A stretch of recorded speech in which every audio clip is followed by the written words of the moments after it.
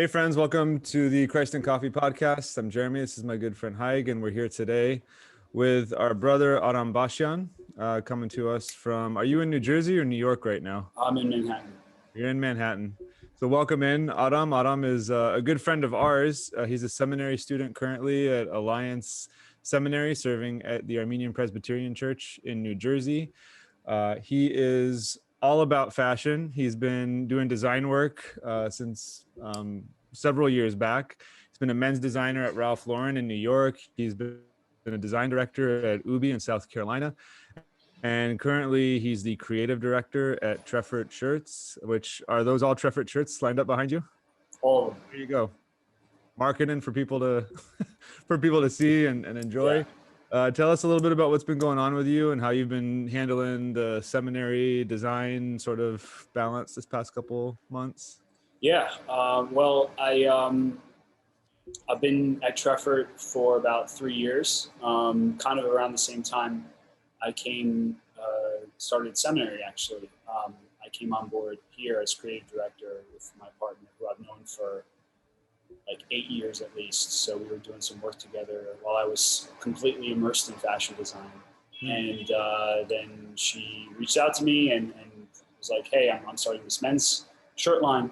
Would you like to be a part of it? And I was like, yeah, for sure. So we sort of partnered together, and it's been awesome, actually. It's been cool to be a part of a brand that's starting. Most of the other companies that I've been a part of, especially like Ralph Lauren, they were these big machines that were already set, and this is kind of cool to be able to see it sort of grow, and you can shape it and have more of a say and more of a hand in what happens and the design and sort of the message and the voice of the brand. So that's been really, really cool. It's been really just fulfilling because, again, like, we are three-dimensional, right? So it's not just about faith. It's about like doing and being able to exercise my gifts, my creative gifts, in a very practical way that's fulfilling. So that's been cool to be able to,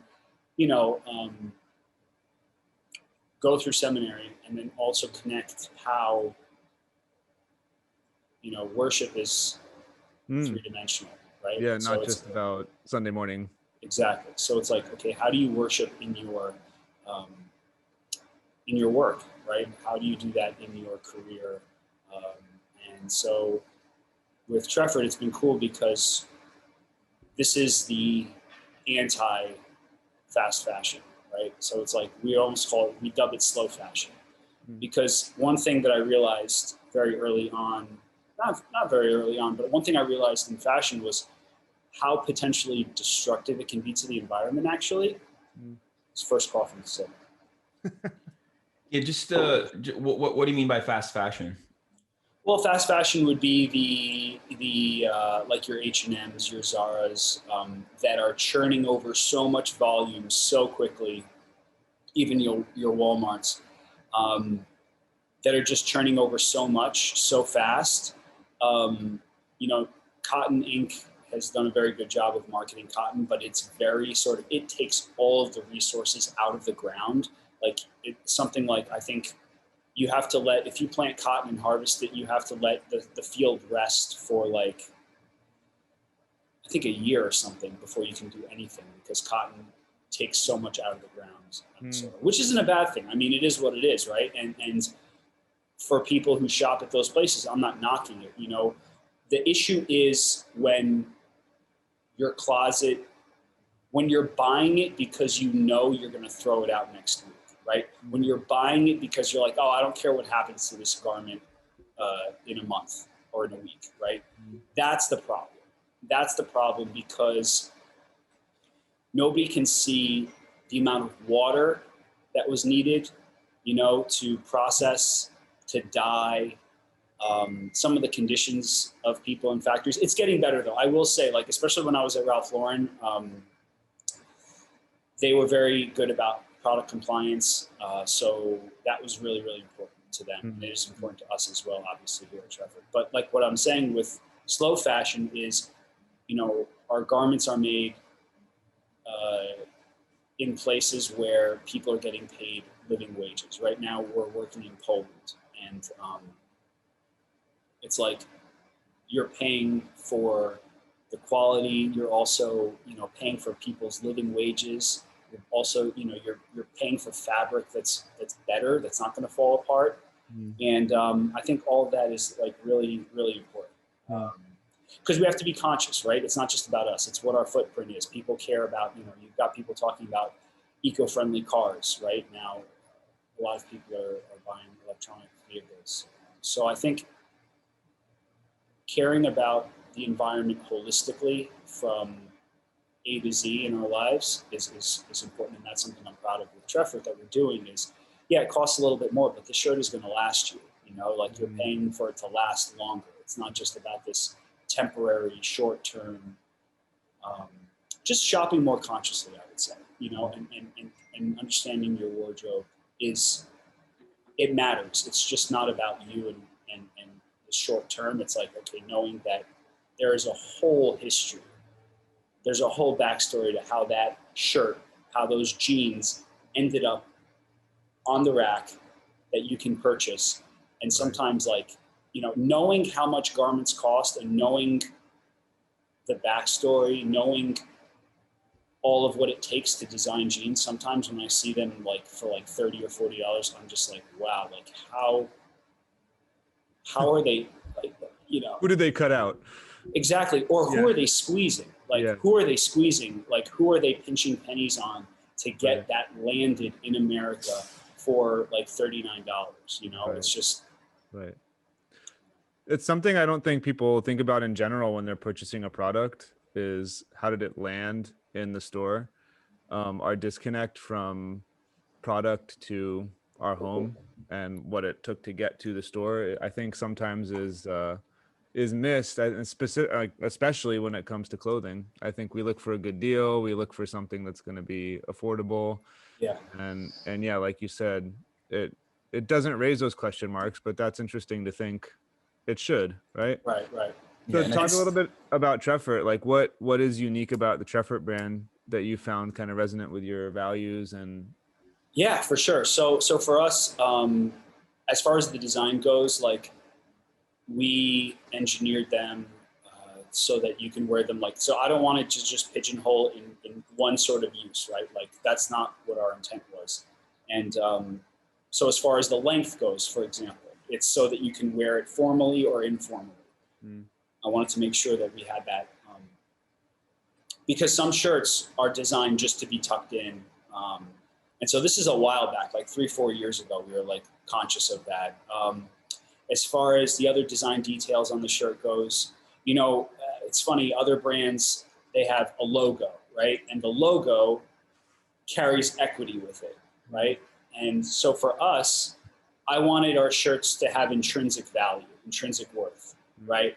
We use that word a lot for who we are, made in the image, right? Yeah. So there's intrinsic value in these shirts because of the construction, right? So it's not just throwing a logo. We're not just embroidering our logo on something and then charging, an upcharge because of the logo. For us, it's in the details. So in the construction of this garment, in the construction of our shirts, there is value. There are subtle details. So for example, for what I'm wearing right now, some of it would be this detail right in here, right? This is an applied piece of fabric. This takes longer to produce, right? So you can't rip it off. You can't knock it off and charge $20 because you're going to have to pay. As long as you're paying people properly, it takes longer to design. Same thing with the inside collar. And then also on our cuffs, there's a detail when you check our website out, www.treffertshirts.com. You can see the cuff details. And all of that is so that, let's say you're wearing a tie, right? Because if you're wearing a tie, you're not going to see that detail. But on the cuff, you're going to see the cuff detail. If you roll up your sleeves, you're going to see it here, and you're not wearing a tie. So just to maybe clarify for myself, I'm just thinking out loud here. I like the expression dollar wise, penny foolish. Right. It's fashion just penny foolish. You just buy cheap clothing, but a lot of it, and then you throw it away. But if you buy a good shirt or a good tuxedo, a suit or something, it could last for a long time. Right. And then like the math adds up that like, all right, this was a huge investment. Like I remember the first time I had like a fitted suit, like I was in Thailand, and like once you have something of like a high quality caliber of fashion, then you realize like, oh wow, like I've been wearing this all the time too, even though this was a little bit more money. It's kind of saved me in the long run if you're able to play the long math game, because you're able to wear it more and more. But I think this part of the problem too is like we just have a society where we don't like to like be known as the man in the yellow hat or something. I remember when I was in Armenia, like 15 years ago now, and like everyone just wore the same shirt every day. It's not the case right now, but there's something like cool about like, all right, people had a few outfits they wore versus like each day you're required to wear a new outfit, like culturally. But I just curious to like think about, is it, do we need to look different every day, or can we just wear like the Steve Jobs where we're just wearing a turtleneck, or a Mark Zuckerberg, that gray shirt, you know, like. Right. Well, it's interesting for people like, so you choose how you want to express yourself. You choose where you want to sort of focus your energy. So people like Zuckerberg, I believe it was even Obama and Steve Jobs, they were like, that's how they chose to express themselves in their uniformity in that particular part of their life, because they were like, I'm going to divert my energy to other things. Like, I don't want to have to think about this because there's other things, right? Which is fine. I mean, great. But again, you know, it's all about sort of, how you want to express yourself. Like what drew me to fashion, what I really liked about it was, I remember, you know, the feeling you just described, right? When you put on a fitted suit that really looked good, it gives you a little bit of, you stand a little bit taller and you have a little bit more confidence. And I thought, how cool would it be if I could give that to people? How cool would it be if I could write that story that people connect with? And then when they put it on, they also feel like, yeah, I look good. Because nobody gets dressed by accident, right? Neither of us. None of us. Maybe me this morning, but. No. But like nobody gets. I like that feeling though, like that you're describing, like, and it does kind of, I mean, not in a negative sense, but it does kind of ruin you. Like when you put on a solid like cut suit and you look in the mirror, you're like, I can't buy a rack suit anymore. Like this is it.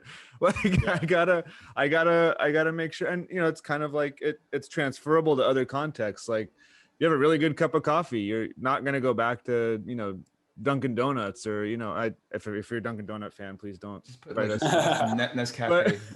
But you know, if you have a good meal at a restaurant, and you know, you're not going to want to just go back to McDonald's. And you know, I think there's room for, you know, I think what you were saying earlier is, you know, there's room for that fast fashion as long as it's not intentional, like in the sense of, let me just buy the shirt and trash it by the end of the week, because it's not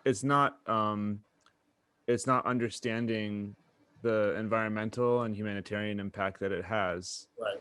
But I mean, it serves a purpose, I'm sure, like it's affordable, but when you buy it with intention to say like, yeah, it's just going to trash. It sounds like that's where the problem is. I think it is. I think it's unlike what Haig was saying with the, you know, penny wise, dollar dumb. The math eventually will make sense, right? Like, so for us with our shirts, we advise people don't dry clean your shirts. Actually, that's a myth. Like it ruins your shirt. You should wash it, gentle cycle, cold water, hang dry it. And then if you want to get it pressed. But the chemicals that are used will destroy the cotton, right? So that's really harsh on your shirt. So knowing those things. Wait. Back up. So you're saying don't go to the dry cleaner, but put it in your laundry machine and cold wash it? Cold wash, gentle cold wash. Is that like across the board for all types of suits and stuff? I wouldn't say for suits, but dress shirts. We're talking dress shirts. Okay, we're definitely talking with dress shirts. Tailored dress shirts, for sure. You don't need to take those to the dry cleaner. You heard it here first, people. Yeah, you will. And that's something that people don't know, right? So it's part of the care of your shirt. And here's the thing too. You end up treating things that cost more a little bit better than things that were cheap. Right? So if it cost you more, you're going to respect it a little bit more. If it took a little bit more time to make, generally speaking, you know, there's a quote that I love: what takes time, time respects. Yeah. And you can connect it to also our faith, where it's like, it's valuable. It cost a price. There was a price to pay for it. So don't just, don't take it lightly. Value it, because there was a high cost to it. And the more expensive something is, the more expensive it is, the more it costs us, usually the better care we take of it. And so I think it's the same thing with clothing. Like, if it costs you more, you're going to be a little bit more careful with it. You're going to think twice about wearing it, or you're going to wear it with a little bit more pride, right? Because of what it cost you. So I think all of that kind of comes together in a really unique way that, again, is something that, it connected with me personally. I was like, I really like that. I think that that's cool. It also was a really fun way to express the creativity that I had since I was a kid. Always liking to draw, just never knowing how I'd make a career out of it. And it's like, oh, this is a really practical way. This is a really fun way to do it. So we kind of spoke to it under the radar a little bit, when we talk about how our faith informs our work, or how our Christian convictions, like under the radar, informs the virtues of our work and our gifts. And, on one level, we talked about, just the factor of being good stewards of the creation that God gave us, right? So that's under the radar here of, it sounds like one of the personal convictions you have is that whatever you put out is going to be in line with that virtue of not trashing the creation, but exactly. but utilizing it well. What are other ways you think, just even in your design, that you feel like faith informs your work and your craft? It's a good question. You know what it is too? It's in the way you treat people. This industry, I'm thankful that I've always worked with people. I never had any Devil Wears Prada. Well, okay, like for a little bit, but that was like a very brief, like 6 months. It was kind of there, but did you run into Ralph? No. That was one of the best. I will say that was like one of the best experiences I had working in fashion. Like, that was the first big company I worked for, and that was awesome. That was really, actually, it's funny you say, like, how is your faith informed? Also, sometimes it was even in not cutting corners and wanting to put my best foot forward and not sort of skimping out on design details, especially at Ralph, where what I was designing, I was doing the men's pants, right? So the way fashion is broken up is similar to a doctor, right? So one doctor doesn't do pediatrics, like ER, and is an OBGYN. Like, there's all different specializations. So in fashion, it's the same thing. So my specialization was men's non-denim pants and shorts. So cargos, khakis, chinos, joggers, all that kind of stuff. And I knew going into that job, and even now, like for sure now, I knew other designers were buying what I was making to knock it off. So sometimes I would design, like, especially there with the resources, and at the time it was a much, there was a lot of room to be very, very creative. So sometimes I would design things for designers where, like, if you turned the pant or the short inside out, there were little gems in there, like down to the custom hardware that we would use that was branded, right? So all of that, I think there's integrity in that you can bring into any job, anything you do. It's almost like, it's not about what you text or post, it's about what you do in private, kind of thing. So I think that was one way, is to have that integrity throughout the design process, to treat people well, because it's so easy to just steamroll people and just say, like, hey, do this, or treat them like garbage. And I think that's one way. And then I would say the other way also was, sometimes, you're talking about, like, designing things that are pretty expensive. And sometimes I would, like, hope that people were just being careful with their money, right? Mm-hmm. Like being responsible with their money, right? Because Ralph and even us, like it's, these aren't cheap shirts and those weren't cheap pants. And so it's always like, you pray that people are good stewards with their money, as much as we want to be with the clothing that we're making. Right.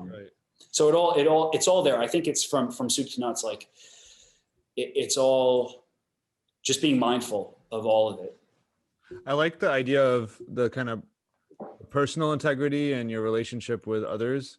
But also I like the idea you're describing also of sort of that integrity bleeding into the product and your creative design and what you put forward has integrity. Yeah. And I think that's missed sometimes in the church, like, not to knock anything or knock any churches, but sometimes, it's like, it doesn't matter how we present stuff, or it doesn't matter like what it looks like, just put it out there. Right.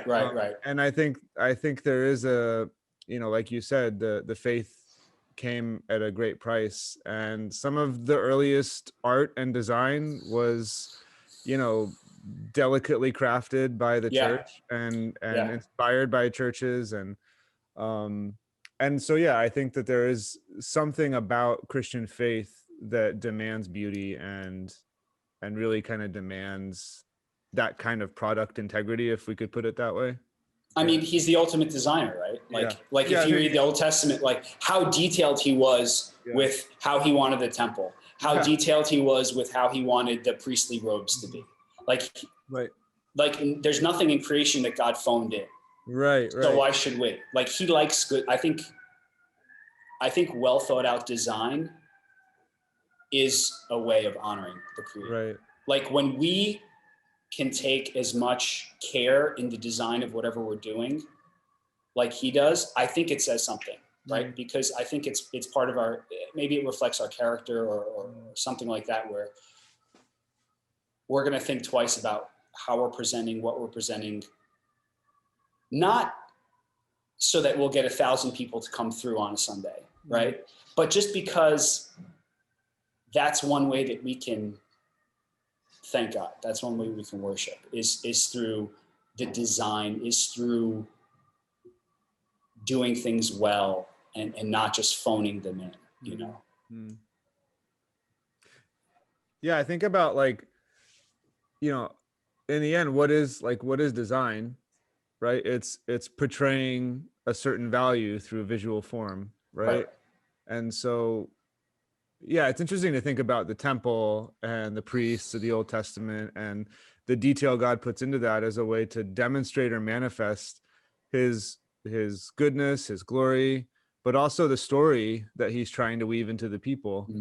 And so it's interesting, like, to think about, I don't know, I mean, to connect the dots in some ways, like what we wear and what we put on ourselves is a sort of manifestation of the values and the things that we, that we put high meaning to.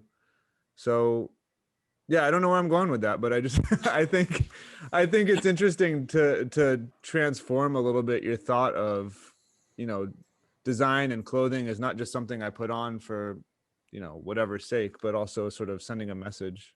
Yeah. Like the Apostle Paul writes a lot about taking off the old self, putting on a new self, putting on Christ, putting on the armor of God, the armor of light. There's this motif that runs through his writing where it's like, all right, stop wearing that stupid shirt, put on the brand new shirt that God's going to give you. And it's a gift from God.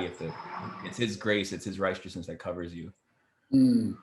Yeah. And I mean, I guess it's sort of even with clothing, when you see, one of the things that I just like, cringe a little is when you see, and this has spiritual ramifications too. When you see somebody wearing something that isn't appropriate, either for their age or their build or whatever it is, when you see, you're like, something's not right. Like something's out of place here. Like they're who they are or who they are and how they're dressed don't mesh, you know? Yeah. And okay, maybe it is a cultural thing, but we are living in there is cultural context here that we're talking about. If we lived 1,000 years ago, we'd be all dressed completely differently. but we're living in this age and we're living right now. So it's like, okay, within the cultural context, right? One of the beautiful things I love about our faith is how contextualized it is, right? And how it can move. And it's not so rigid that it can't, accommodate certain things of the culture. So we're talking about it accommodating our culture today. And it's funny, like you say, taking on, putting on and taking off. I think of even in Mark, when Jesus curses the fig tree, because from far away, it looked like it should have had fruit. But when he gets closer, he's like, oh, wait, no, you look like something, but you're not that, And I think, when it comes to clothing too, one of the things I try and do is to sort of dress in a way that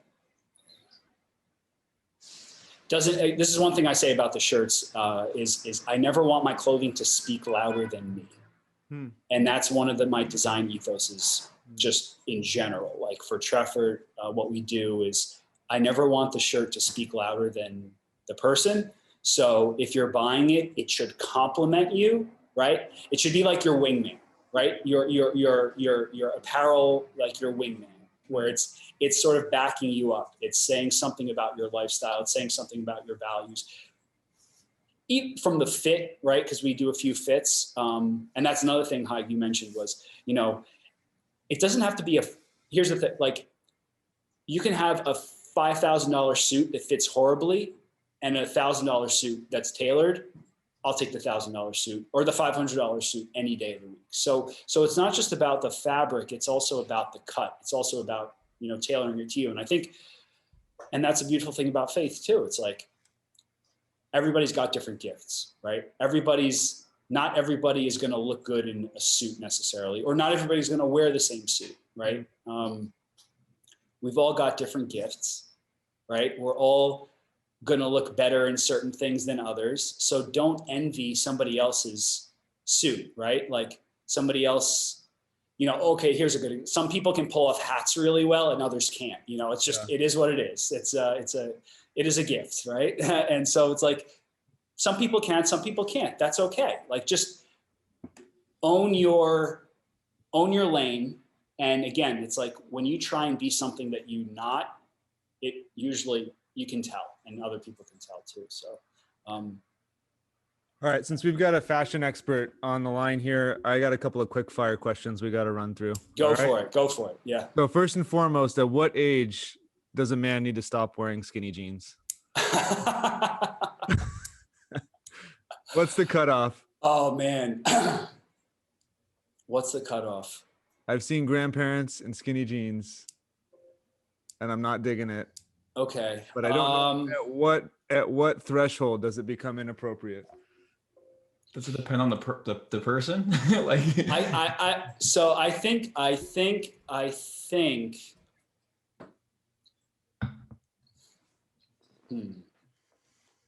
It's here's okay. the thing. You're gonna offend somebody. You're gonna offend somebody, Aram. So here's the thing. I would say this. It's not about what you wear. It's about how you're wearing it, right? So I can find. I'm sure there are people with 3 kids who can pull off skinny jeans. It's really about, does it complement your build? That's the bottom line. Like, does it complement your build? And also, again, does it reflect who you are? There you go. So if you're not a skinny jeans guy and you try and wear skinny jeans, like, don't, but if that's who you are and that's sort of your style and that's your vibe and that's sort of what you've cultivated, then as long as it still looks, as long as you don't look like, you're like 2 sausage casings and it complements your build, then I think you're okay. Very diplomatic answer. It is a diplomatic answer, but I would say this. I think, okay, so you're talking silhouette. Now, if you're asking me about the styling of that, yep. Right? So I don't think maybe a 40, 50-year-old should have like ripped up jeans.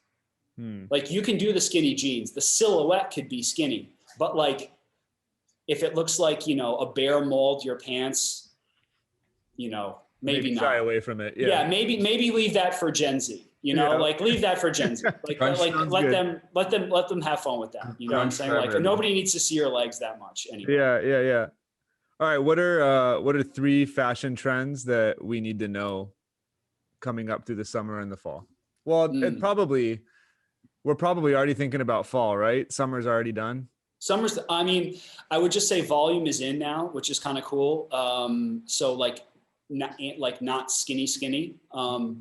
I know millennials are still, especially women, are still holding on to skinny jeans, but Gen Z is going more volume and bigger. They're going like pajama, right? Like before. It's pretty wide, yeah. Before COVID, like they were like predicting COVID with like, all right, let's just make pajamas popular. Right. I don't think. Let's see. For summer, I would say a little bit of volume is like, so oversized is definitely in.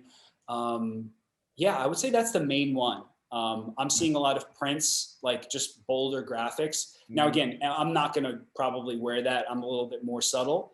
But yeah, that look is definitely in bolder prints. I know the 90s are coming in. Like people are wearing a lot of 90 clothes. Do we go color with the fanny packs, or do we leave the fanny packs at home? I'm not fanny pack. I'm not team fanny pack. I'm sorry. That's just like, I'm dying for the fanny pack to come back so I can be the dad in the airport with the fanny pack. Cause I mean, I think that is a look that will never, especially in the Midwest. Woof. Okay. I will say this, dads can do a lot more. You get away with a lot more, because the thing is this, that fanny pack becomes utility. Hell yeah. It's not necessarily fashion. So like, you know, if you don't have like that, like, you know, emergency kit for your kid, I just go with a wallet. No judgment there. Go with the wallet. But for the dads can get away with a lot. I will say. What about 2 or 3 fashion trends you think need to die?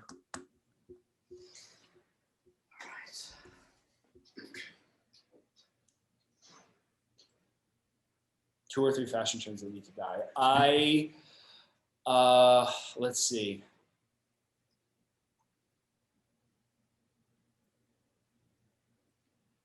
Nope. I don't know. Because I can, in my head, I'm so like, I can think of justification for some of them. I would say maybe the ones that need to die are like really, really, really skinny jeans. Like you said, skinny jeans, but like really, really skinny jeans. I think, you know what it is? I don't know if anything needs to die. I think it's just the age. We talked about the age. I think that like really skinny jeans, if you're over like 40, maybe that needs to die. Like you can wear fitted, right? Compliment your silhouette all the time. Like you're never going to go wrong complimenting your silhouette. But I mean, have fun with it. I don't know. Express yourself through clothing. I think it's an interesting way that we can do that. But just be careful. I would just say the thing, I don't know if anything needs to die, but just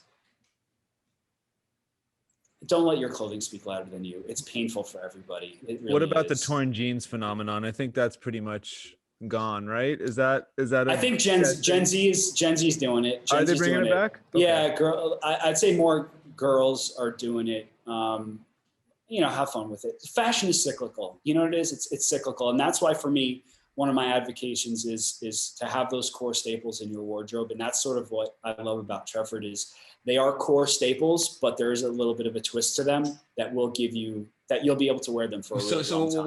What are those core staples as we wrap up? Because I know from just like hearing from a lot of girls who are going on first dates, number one thing that's often complained about is the guy's fashion. Yeah. And like, you can't change the character of the guy. You can't change others. Okay. Like, this is the one thing that can be changed. So let's help some people out there. What are some core staples that? Okay. Core staple. Okay. So shoes and the belt should be in the same color family. Brown shoes, brown belt. In the same family. They don't have to be exactly the same, but make sure they're in the same family. I would say dark straight fit or slimmer fit, or just whatever fit for your body. I would just say, like right now, most of the brands are not doing too wide legs, so you don't have to worry about that. A good pair of dark denim is a staple. Your white shirt, dark shirt, small patterns. I would say, what else is a staple in your wardrobe? A solid navy tie will go a long way. A solid navy cardigan, I personally like. White sneakers, a nice pair of white clean sneakers, no brand, no logos, whatever, is a staple. A nice black shoe, nothing too pointy. That's okay. One thing that could die is like super pointy shoes. Like sorry for our Armenian audience right now. We just offended. If that's a thing, pointy shoes and then square toed. Both of those need to can you just give them away, or I don't even know, just burn them, or I don't even know if I want you to give them away. But both of those, the shape of the shoe, just a little bit more of a natural shape to it.